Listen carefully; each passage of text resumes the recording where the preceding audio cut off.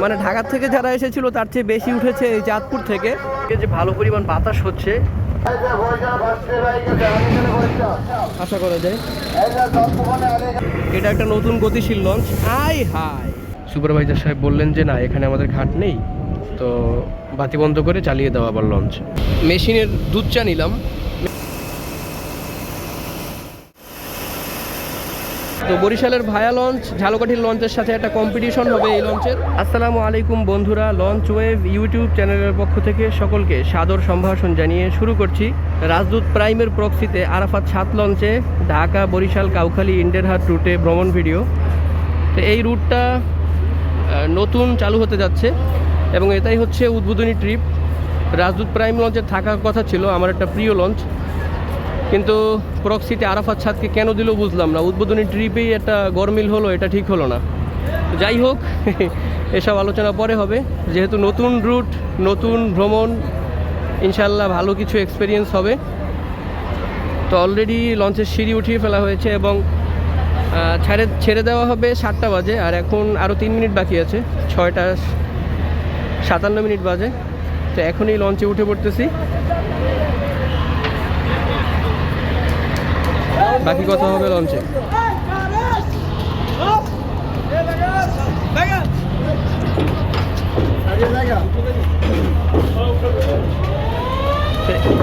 একেবারে শেষ সময় উঠলাম, আর ভেতরে যাত্রীর পরিস্থিতি দেখতেই পাচ্ছেন। ডেকে মোটামুটি 10-12 জনের মতো যাত্রী আছে নিচতলার ডেকে। তো এই হচ্ছে নিচতলার ডেক এবং ব্যাক গিয়ার দেওয়ার জন্য অলরেডি সিগন্যাল পৌঁছে দেওয়া হয়েছে ইঞ্জিন রুমে। আমি এখন দোতলায় চলে আসলাম। 2টা তোষক বিছানো আছে। সামনে যেহেতু আর অনেকগুলো ঘাট ধরবে, তো সেখান থেকে কিছু যাত্রী ওঠার সম্ভাবনা আছে। এই হচ্ছে লঞ্চের সার্চ লাইট। তো যেটা বলতে চাই সেটা হচ্ছে লঞ্চ ছাড়ার কথা সন্ধ্যা 7টায়, কিন্তু 6:58 ছেড়ে দিল লঞ্চ। আজকে যেহেতু উদ্বোধনী ট্রিপ, তাই আমাদের এই লঞ্চ কমিউনিটির কন্টেন্ট ক্রিয়েটরের অভাব নেই, অনেকেই আছে লঞ্চের ভিডিও করতেছে। তো 2 মিনিট আগেই ছেড়ে দিল, মানে এটা কি টাইম মেনটেন বেশি করলো নাকি বুঝলাম না। এই পাশে সুন্দরবন 12 সাথে হালকা একটু লেগে গিয়েছে। সুন্দরবন 12 ফেন্ডারের নিচ থেকে আরাফাত 7 বা সাবেক পুবালি 7-এর ফেন্ডার বেরিয়ে গেল এবং আমরা রওনা হয়ে গেলাম নতুন রুটে, নতুন এক্সপিরিয়েন্স নেওয়ার জন্য। তো ব্যাক গিয়ারে যাওয়ার পর সন্ধ্যাকালীন একটা চমৎকার ওয়েদার দেখতে পাচ্ছেন এখান থেকে। তো এদিকে ইমখান সাদ, মানামির সাইলেন্সার ফানেল দেখা যাচ্ছে, কিন্তু লঞ্চ দেখা যাচ্ছে না। লম্বু পারাবত 12 যে রে রাবেদ 12 এখনও এলইডি ল্যাম্পপ্লেট ঠিক করা হয় নাই। তো পারাবত 12, এই পাশে শুভরাজ 9, তারপরে সুন্দরবন 12 আছে। এই সবগুলো লঞ্চকে রেখে আমরা বেরিয়ে গেলাম এবং আমাদের এখন গন্তব্য হচ্ছে চাঁদপুর থেকে বরিশাল, তারপরে গাবখান, তারপরে শেখেরহাট, তারপরে কাউখালী, তারপরে ইন্দেরহাট। মনে করেন বরিশাল পর্যন্ত তো আমাদের আগের এক্সপিরিয়েন্স আছে, ওদিকে আমরা ভ্রমণ করেছি আগেও, কিন্তু বরিশালের পর থেকে ইন্দেরহাট পর্যন্ত ওইটা একটা নতুন এক্সপিরিয়েন্স হবে। আর আরাফাত 7 লঞ্চের ভ্রমণ ভিডিও এর আগেও আমি করেছি এবং সম্পূর্ণ লঞ্চ আপনাদেরকে ঘুরিয়ে দেখিয়েছিলাম ইন্দেরহাট থেকে ঢাকা পর্যন্ত। সেজন্য আর পুরো লঞ্চকে ওইভাবে পাই টু পাই ঘুরে দেখানোর চিন্তাভাবনা নাই মাথায়। বাকি নতুন নতুন যেসব জিনিস দেখব ওইসব জিনিস আপনাদের সাথে শেয়ার করবো ইনশাল্লাহ। এদিকে আমরা যাচ্ছি নতুন রুটে, নতুন এক্সপিরিয়েন্স নিতে। অন্যদিকে দেখেন অগ্নিঝরা গতি নিয়ে কর্ণফুলী 4 লঞ্চের প্রবেশ। বর্তমানে ইলিশা রুটে এটা একটা নতুন গতিশীল লঞ্চ। হাই হাই করছি কি। তো ইলিশা রুটের একটা নতুন গতিশীল লঞ্চ এই কর্ণফুলী 4। ইঞ্জিন পরিবর্তনের পরে ভালোই পারফরমেন্স দেখাচ্ছে। আমি কয়েকদিন আগে এই লঞ্চে ভ্রমণ করেছি, আপনারা যারা দেখেছেন তারা অবশ্যই বুঝতে পেরেছেন 5.5 ঘন্টায় ঢাকা থেকে ইলিশা পৌঁছে দেওয়া কম কথা না।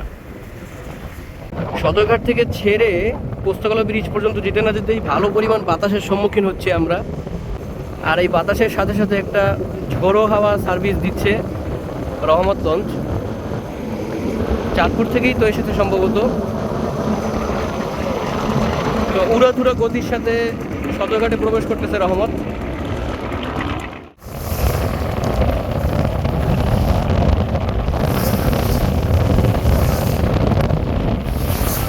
হাই স্পিডে চলে আসার পরে লঞ্চের হালে যে বাড়িগুলো দেওয়া যায় সব কিছু কেঁপে উঠে। একটু আগেও বলেছি আপনাদেরকে যে ভালো পরিমাণ বাতাস হচ্ছে, এমনকি আমরা পোস্তগোলা ব্রিজ পার হচ্ছি, আপনারা টের পাচ্ছেন আশা করি। এই বাতাসের শব্দটা আমার ভিডিওর ভিতরেও নয়েজ করে, সেখান থেকেই বুঝতে পারতেছেন। আমরা অলরেডি পোস্তগোলা ব্রিজ, হয়তো এদিকে ক্যামেরা না ঘুরে, এই পোস্তগোলা ব্রিজ পার হয়ে গেলাম এবং সামনে কুয়াকাটা 2 এবং 5-এর অপেক্ষায় আছি। দর্শক, আমরা অতিক্রম করতেছি এখন সেই Hasnabad Firoz ship builders and dockyards. এই ডকইয়ার্ডে কুয়াকাটা 2 লঞ্চের ইঞ্জিন পরিবর্তন করা হচ্ছে, আর এই ডকইয়ার্ডেই উপরে রয়েছে কুয়াকাটা 5। আমি এর আগে একটা ভিডিওতে আপনাদেরকে এই কুয়াকাটা 5 এবং 2-এর সম্পূর্ণ আপডেট দিয়েছিলাম। আশা করি ইঞ্জিন পরিবর্তনের মধ্যে আরও একবার এখানে আসার চেষ্টা করব এবং দেখব কতদূর কী হচ্ছে। আজকে তো যাচ্ছি ভ্রমণে, দেখা যাক আবার ফিরে এসে কবে আসতে পারি, ইনশাল্লাহ চেষ্টা করব।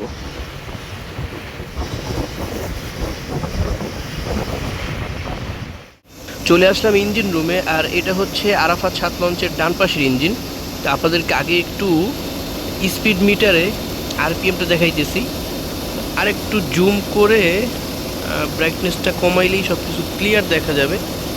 এই যে দেখতে পাচ্ছেন 675 আরপিএমে চলতেছে এই ইঞ্জিনটা। তো ভালো একটা আরপিএম রেট উঠাইছে, আর এটা হচ্ছে চায়না উইচাই ব্র্যান্ডের, সম্ভবত 550 হর্স পাওয়ার হবে। এখন একটু বাম পাশের ইঞ্জিনটা দেখাই। এটা হচ্ছে বাম পাশের ইঞ্জিন, এটাও কিন্তু উইচাই ব্র্যান্ডের, তবে একটু ওল্ড মডেল, আর এটা সম্ভবত 320 হর্স পাওয়ার হবে। আমি দুইটা ইঞ্জিনেরই হর্স পাওয়ার সম্পর্কে একদম শিওর না। আর এই ইঞ্জিনটাতে মিটার 2টা, এই যে উপরে একটা লাগানো, যেটা আমরা ভালোভাবে পাচ্ছি না ক্যামেরার লেন্সে, এই জন্য আমরা এই নিচে যেটা আছে লাগানো এটা দেখাইতেছি। এখন একটু জুম করে হালকা ক্লিয়ার এমনিতেই দেখা যাচ্ছে। তো এটা হচ্ছে 735 নাকি, হ্যাঁ 735 আরপিএম চলতেছে এটা। তো তার মানে ওইটার থেকে এটা একটু বেশি আরপিএম, মানে বেশি আরপিএমে চালানো হচ্ছে আর কি। এই হচ্ছে আরাফাত 7 লঞ্চের হোটেল। তো এই ভাত তরকারি সব কিছুই আছে, এইদিকে ভাত দেখতে পাচ্ছেন, আর এখানে ইলিশ মাছ, 2 রকমের মাছ আর মুরগি ডাল পাক করা আছে।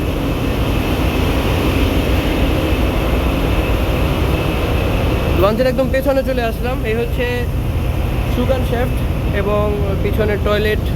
আর তো বাম পাশের ইঞ্জিনে ছিল 735 আরপিএম, এই হচ্ছে সেই আরপিএমের থ্রাস্ট। আর ডান পাশের ইঞ্জিনে ছিল 675 আরপিএম। তো এই আরপিএমে লঞ্চটা কতটুকু স্পিডে চলতেছে সেটাও আমাদের একটু দেখা দরকার।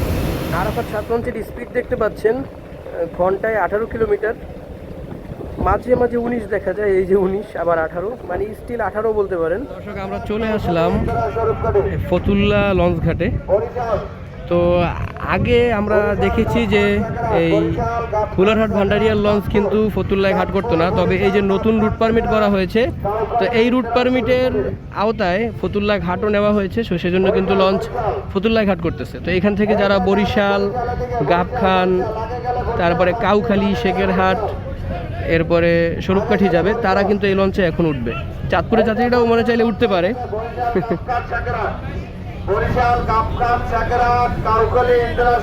আর আমরা সদরঘাট থেকে 7টার 2 মিনিট আগে ছেড়েছিলাম, ফতুল্লা ঘাটে এসে ঘাট ধরতেছি 7টা 37 মিনিটে।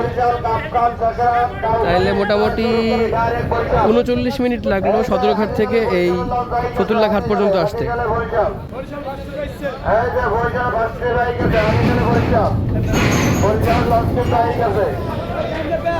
এখানে আলাদ বাঁধা হলো, তবে বেশি বেশি ঘাট ধরলে যাত্রী একটু বেশি হবে আশা করা যায়। 3-4 মিনিট ফতুল্লা ঘাটের থেকে, অতঃপর এই ঘাট থেকে বিদায় নিচ্ছে আরাফাত 7। তবে আজকে প্রথম ট্রিপ এবং উদ্বোধনী ট্রিপ। তো এই ট্রিপে আজকে এখান থেকে তেমন যাত্রী হয় নাই, 2-3 জন যাত্রী মাত্র উঠেছে। আজকে কিরে বাতি সব বন্ধ করে দিয়ে একবার অন্ধকার বানায় দেওয়ার কোনো মানে আছে? যাই হোক, বাতি জ্বালানোর কোনো দরকার নেই, ফাও খরচ। তো এই ঘাটে দেখলাম যে এই লঞ্চের একটা ব্যানার, মানে একটা প্রচার প্রসারের জন্য একটা ব্যানার দিয়ে দেওয়া হলো, একটা না 2টা এই ঘাটের উপরে টানানো হবে, যাতে মানুষজন জানতে পারে যে এখান থেকে বরিশাল, কাউখালী, শেখেরহাটের লঞ্চও চলাচল করে। ফতুল্লা ঘাট পার হওয়ার পরে দোয়েল পাখি 10 লঞ্চের দেখা পেলাম, আর 7:54 ফতুল্লার দিকে অগ্রসর হচ্ছে এই দোয়েল পাখি 10। নদীতে রাতের এক অপরূপ সৌন্দর্য হচ্ছে এই মুক্তারপুর ব্রিজ। আর এর আগেও আমি কয়েক ভিডিওতে আপনাদেরকে দেখিয়েছি যে ব্রিজের পিলারগুলোতে যে টুকটাক সমস্যা হয়েছে অথবা ব্রিজের কিছু সংস্কারের প্রয়োজন হচ্ছে, তো সেই সংস্কারগুলো এখন করা হচ্ছে। এখন তো রাতের বেলা দিনের বেলা কাজ করা হয়। এই যে দেখতে পাচ্ছেন ব্রিজের পিলারের উপরে এই লোহার কেচিংগুলো দেওয়া হয়েছে, মানে রডের মাধ্যমে সিঁড়ি দেওয়া হয়েছে। সামনে ঘাট করবে, মানে আরাফাত ছাদ যেহেতু ভায়া লঞ্চ, তো এটা মুন্সিগঞ্জে ঘাট করে। এবং আমাদের সামনে একটা লঞ্চ খুব স্লো গতিতে এগিয়ে যাচ্ছে। তো এই লঞ্চটাকে পাশ কাটিয়ে আমরা গিয়ে মুন্সিগঞ্জের কাঠপট্টিতে ঘাট করব। তো এই লঞ্চটা স্লো গতিতে চলার কারণ হচ্ছে এটাতে মাল লোড করা হচ্ছে। তো মুন্সিগঞ্জ ঘাটের আগেই একটা ট্রলার এসেছে এবং এই ট্রলার থেকে প্রচুর মাল লোড করা হচ্ছে লঞ্চে। আর এখান থেকে আপনাদেরকে একটু জুম ইনের মাধ্যমে দেখাচ্ছি। দেখেন ভেতরে প্রচুর বস্তা এবং মানে নিচতলার ডেক বলতে গেলে একদম মালামালে ভরপুর। আর লঞ্চ হচ্ছে এটা জাকির সম্রাট 3। তো এই লঞ্চটিতে এখন প্রচুর মালামাল লোড করার কারণে একদম স্পিড কমিয়ে নদীর মাঝে ভেসে রয়েছে লঞ্চটা।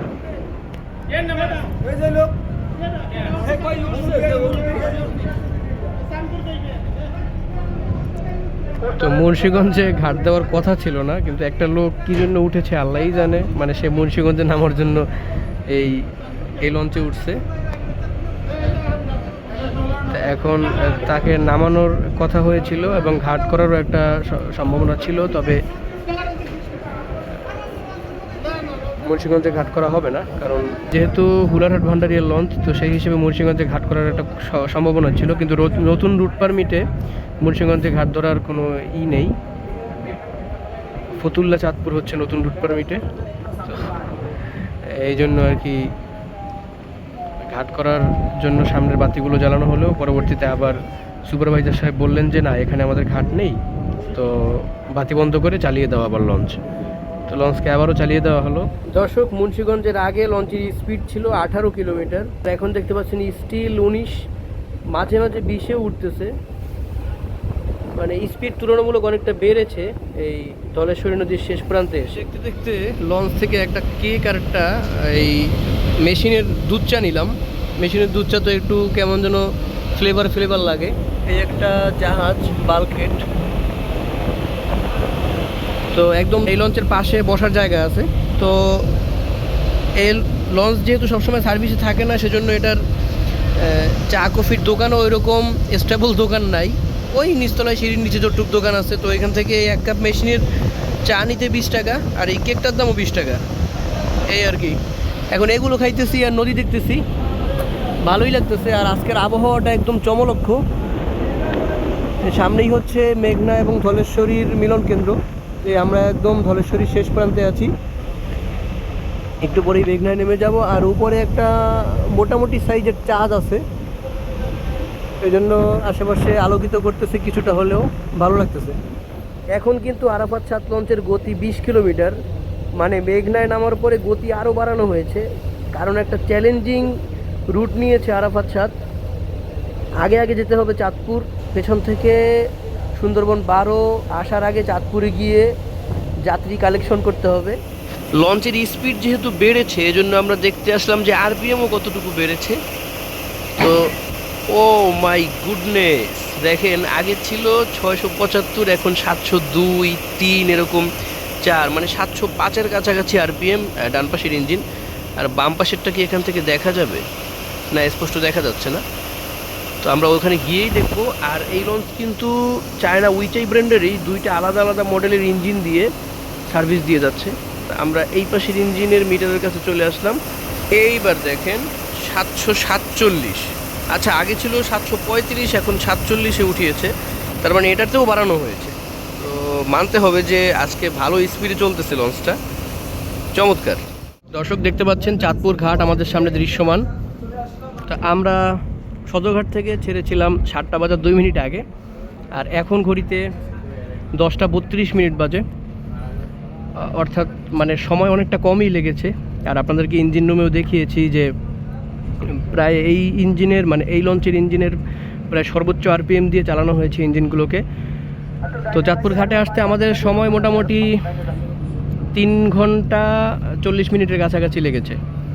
চাঁদপুরেরও বেশ কিছু লঞ্চের চেয়ে আমরা আগে পৌঁছে যাচ্ছি।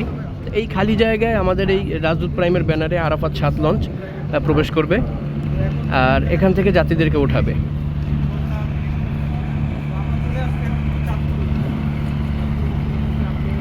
তো চাঁদপুর ঘাটে ঈগল 4, বন্ধন 5, তারপরে ময়ূর 7, বেশ কতগুলো লঞ্চ অপেক্ষমান যাত্রীদের জন্য।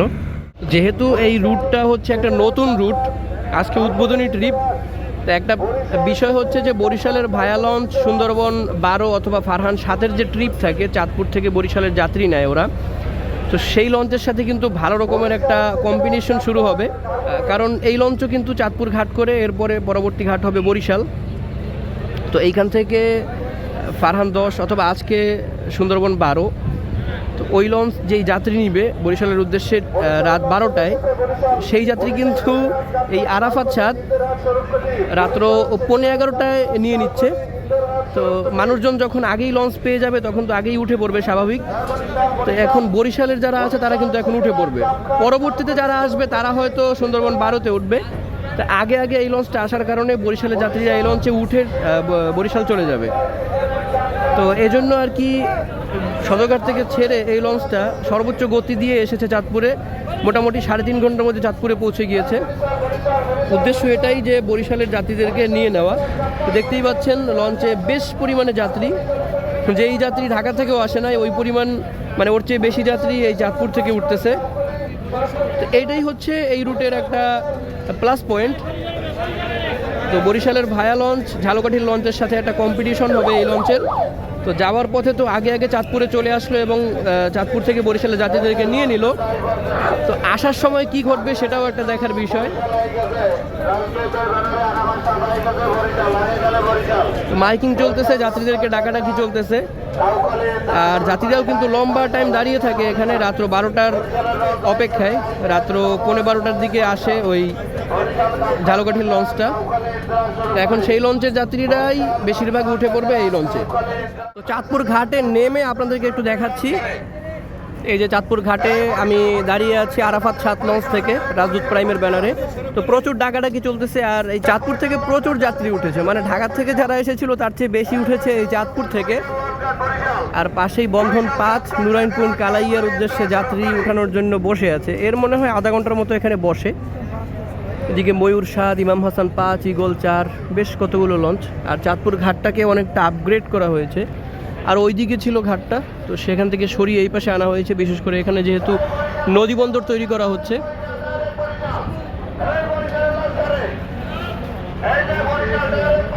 যেহেতু ঘড়িতে এখনও 10টা 40 মিনিট বাজে মাত্র, তাহলে ওই ঝালকাঠির লঞ্চ এখনও মোটামুটি 1 ঘন্টার মতো লাগবে এই ঘাটে আসতে।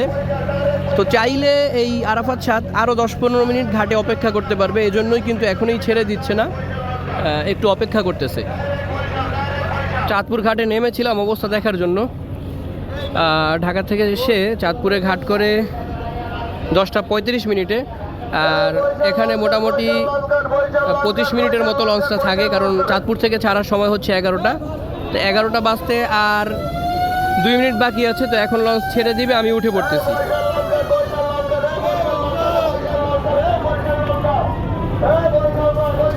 সিঁড়ি টান দেওয়ার মুহূর্তে উঠলাম। আর ভেতরের পরিস্থিতি দেখতে পাচ্ছেন, চাঁদপুর থেকে যাত্রী উঠে মোটামুটি লঞ্চের মাঝখানটা ভরে গিয়েছে। আগে তো 10-12 জন ছিল, এখন মোটামুটি একটা যাত্রী হয়েছে আর কি। ঠিক 11টায় ব্যাক গিয়ারে রয়েছে চাঁদপুর থেকে এই আরাফাত 7 লঞ্চ।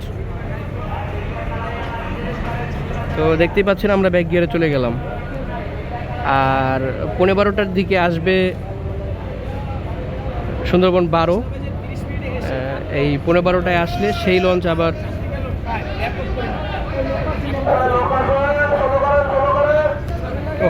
এই লোক উঠেছিল, কিন্তু এই লোক উঠেছিল কিন্তু কিছু একটা কেনার জন্য নেমেছিল, তো